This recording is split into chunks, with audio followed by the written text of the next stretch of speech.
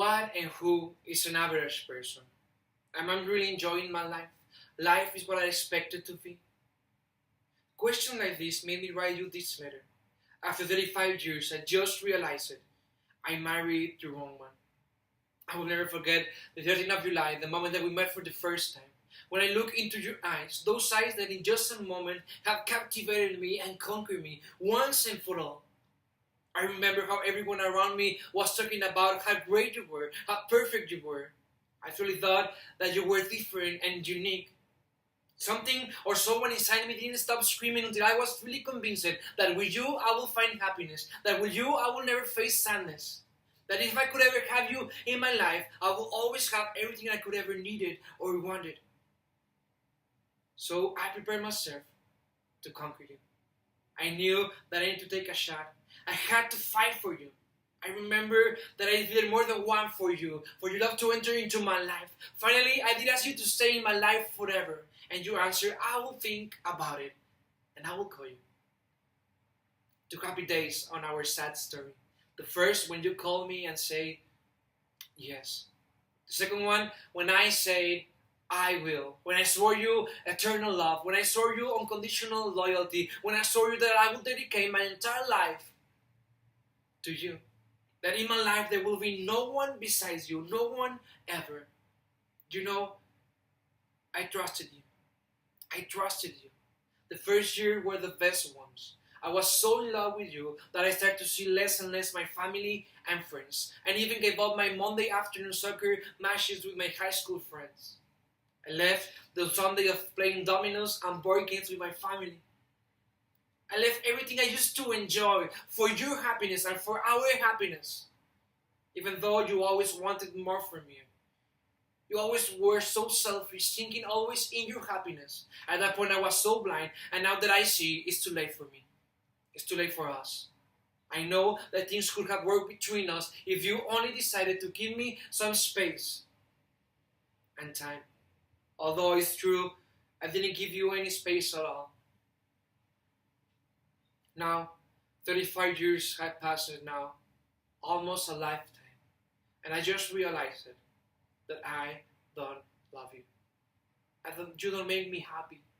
I had to sacrifice a lot for you.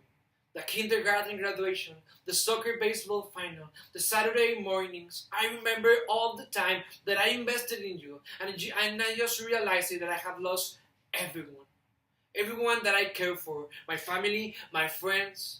And I lost more than that. I lost my sanity. I lost my joy. All is gone. All because of you. It's funny that you think that I don't know. But maybe it's too late. But I do know.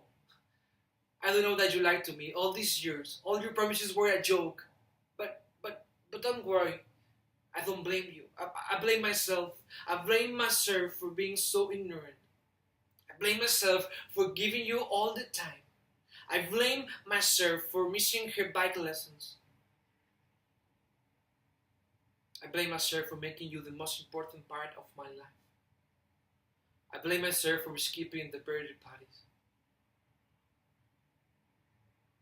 I blame myself for leaving everyone I care for you. And now it's your turn. I'm leaving you. I'm leaving you for my joy. I'm leaving you for my own good. I'm leaving you for the first start. I'm leaving you for the pursuit of happiness.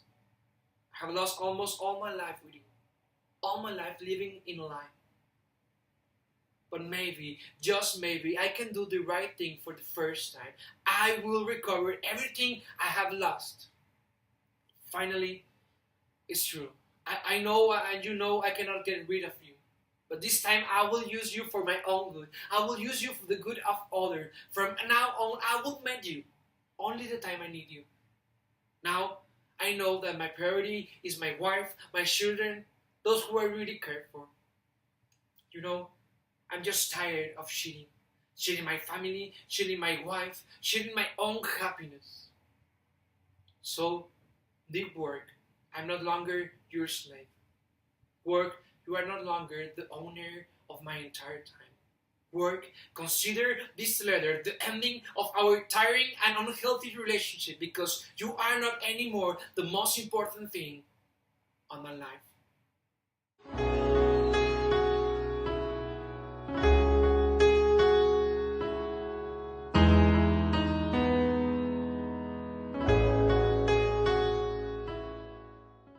first thing you must know about the work is that work is not a curse. It's a blessing. It's a way to provide to your people everything they need for a house, a car, to send your future kids to a nice school. You must work, and you must work hard enough. In the journey of working and providing for them, we can get messed up and confuse ourselves. You can become so easily a slave of work. Humans, we always want more. Bigger houses, luxury cars, promotion. We always want recognition of other people. In the pursuit of those things, we can focus our strength and our time in the things that do not matter the most. It's important that you always analyze yourselves and think clearly in what are the reasons and the motives of why you are working for. If you are working, why are you really working for? For whom are you really working for? Back in the 20s, in the United States of America, there was a song that women sang to stop the 12-hour shift. They made a strike and fought until they have the now known 8-hour shift. The last part of that song was something like this. Our life shall not be sweated from birth until life closes. Our life shall not be sweated from birth until life closes. Hurt starves as well as bodies. Bread and roses. Bread and roses. Yes, it's bread that we fight for, but we fight for roses too.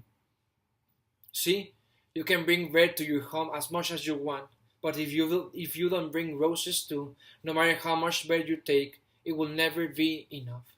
You must always have a balance in your life, a balance between roses and bread, between life and work. Roses without bread do not work. Bread without roses doesn't work. Work without life doesn't work. Life is the first steps of your boy. Life is teaching the little one how to ride a bike. Life is a wonderful dinner with your wife. Life is laughing with your friends all time long. Life must be balanced. Life is loving someone. Life is friends and family. Life is singing. Life is running. Life is playing. Life is knowing new places. Life is not work. Life is not an office. Life is not late night working. Life is not money. Life is not a rise of salary. Why are you working for? If you are working for your children or your spouse or your family, if they are important to you, show them your love not by working to death for them. Show them your love and show them they are the priority of your life by showing up at bedtime, by taking her in an unexpected date instead of staying 2 extra hours at work. Spend time with them, play a sport, make your life count. Work can take away from you the people that you must love. Work can take your life and your bed away without you ever notice. Work can make you a slave. Work can consume all of your time if you don't set boundaries.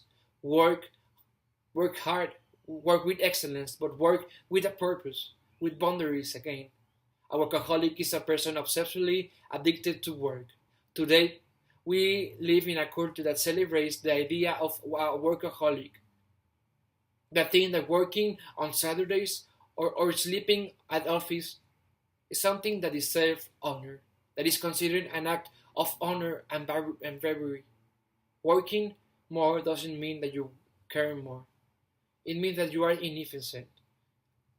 You can be the best working only the hours that you're supposed to work and still get home before the sunset. That's being efficient and intelligent. You know, we don't live to work. We work to live. We don't live to work. We work to live. So don't let the life go away from you while you are in an office.